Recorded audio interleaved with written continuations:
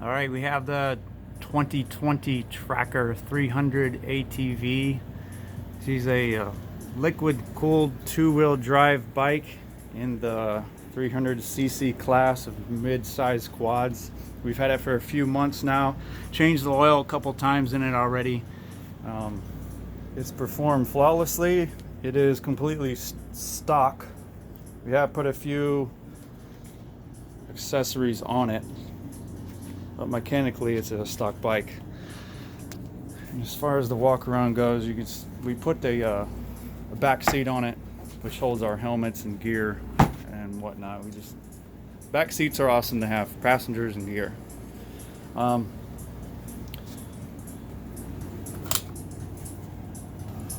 Look at the dash display. We've got it'll light you up with your low gear, and of course your neutral, and it lights you up with reverse, and it has it alerts you if you got your high beams on, and it shows you the engine temperature, your fuel gauge. It has a clock on it, and it has a couple trip meters. Like right now we're at 792 miles on it, and it does have, which is cool, is a running lights.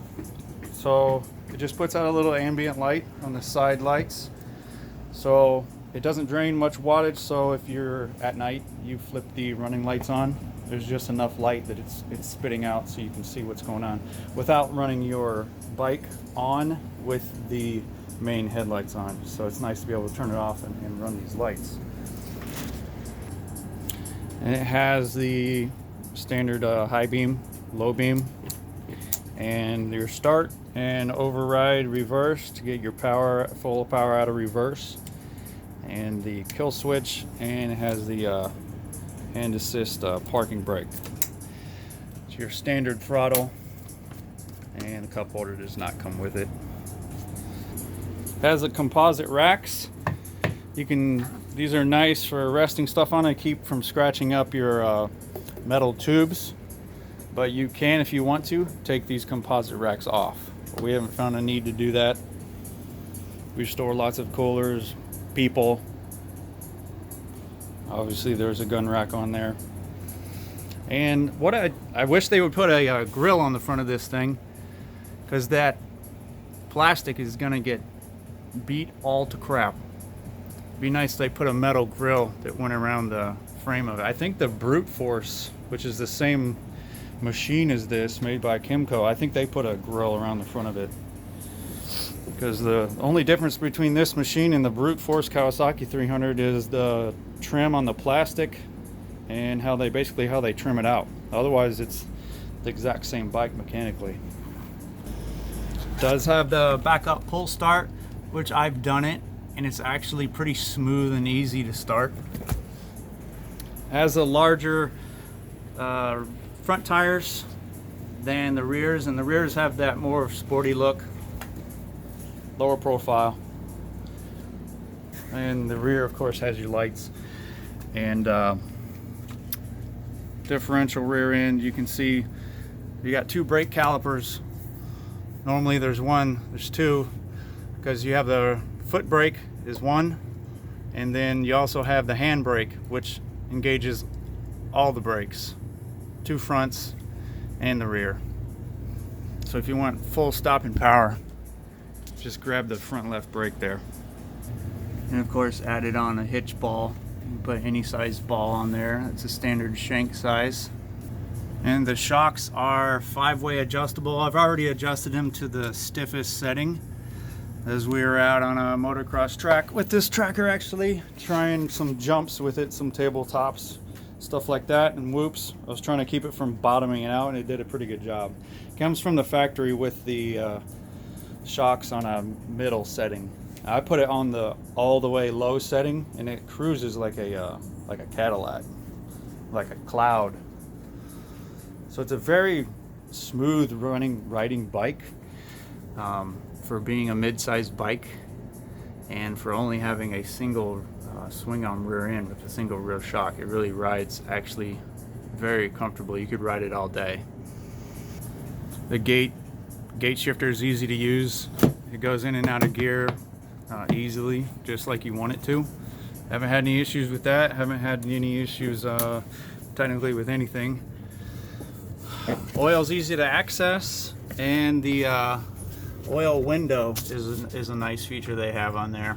You just check the window. As long as the oil's in the between the two marks, you know your oil's good. Plus you can see if it's dirty or not. See, right now it's golden. It's still in good shape. If you see it black, it's time to change it. And the radiator is tucked in there, hidden away. It's pretty well protected. Got its fan on it. Standard radiator for your liquid cooled bikes. I think she's just under about 500 pounds, something like that. It's pretty average for a mid-sized bike. It's actually a little lighter. These are steps or footrests for the back seat passenger. There are some that we bought before, aftermarket ones. We put them on here. They didn't adjust right, or they didn't sit right. I didn't like how they sat, so we just modified some pieces of wood and secured them to the plastic itself. That's the right height for our passengers. I have 4 little ones, and their feet go there perfectly. It helps them climb up onto the back seat, and it doesn't get in the way of the driver. Driver sits right on the pegs, and you've got clearance a few inches, and you never touch those. I like that the plastic housing here where the feet go. I like that they use actual metal foot pegs here, just like the racing bikes are, so you can get that metal grip that you're used to. And the brakes are all hydraulic, front and rear. Top speed is around low 50s, like 52, 53, going all out on a flat road. Obviously this bike's not made for sport or speed like that, but that's plenty fast as far as top speed goes on something like this. Fast enough to kill yourself. The low end torque is very impressive, especially when you put it in low drive. It will climb, not vertical hills, but it will climb very, very well. And it'll go through mud and over sticks and everything in that low gear perfectly. I like using low on really slow situations and going through a bunch of heavy stuff. High is obviously your normal drive, and reverse is a very low gear too, so yeah, works pretty well. Underneath the bike actually has decent skid plates installed from the factory underneath. And I was surprised to see those in there. Normally you just see the tubular frame, and that's about it. The only thing that we've done is modify the exhaust just a little bit, put a little bit of insulation at the exit of the exhaust pipe itself for hunting, to keep it really quiet. At this point you can't hear anything coming out the exhaust pipe at all. The only noise you hear is noise coming from the case of the motor itself. You literally cannot hear anything coming out of the exhaust. So that works pretty well, and it's not even pushing enough back pressure to make it lose power. I tried riding it and gassing the throttle with the insulation on and with it off. I couldn't tell a difference at all. Lastly is probably the ease of use, since it's full automatic with the automatic transmission. You just gas and brake. No shifting. It's for the lazy man to use, which I'm getting lazy and old, so I prefer it that way. Sport bikes are fun, but sometimes you want a cruiser. This is a cruiser. Another thing that's real easy is this thing is really not very hard to start. It's not really cold-blooded at all. Like my son's 2020 Yamaha Raptor 90. That thing, you have to play with the choke all the time just to get it to start. Not this guy. I haven't used the choke one time. Just, that's from a cold start, and it just goes. A little easier to maintain that way. You don't have to fart around with the choke.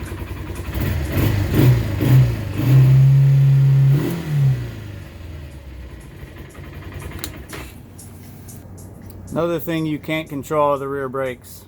So So actually any of the brakes. You apply the brakes even with the lights off. You stomp on the brakes, you're gonna get your rear lights to light up. There's a safety feature tracker put on there, or Textron, whoever. But tail lights always light up when you apply the brakes. And the air filter is easy to get to. Got 1, 2, 3, 4 clips, and your air filter's right in there. Easy to access. But I think that's it for the 2020 Tracker 300 two-wheel drive liquid cooled bike. I haven't found anything wrong with it yet. I'm waiting for something to happen. If it does, I'll report it and write it down so you can see. But nothing's happened with it yet. We're very satisfied with the bike and its performance so far. So all in all, it's a good bike, at least thus far. We'll see how Tracker does in the future. This is their first Tracker line, the 2020 line. Although they've been making this, Kymco's been making this bike, and Kymco's been making Honda parts and collabed with Honda over the years for a long time. So they know how to make bikes. So I would imagine this bike's going to last a long time. So is the 2019, 18, 17 model bikes too. So we'll see what Tracker does in the near future, if they're going to modify this model or if they're going to keep this same style out.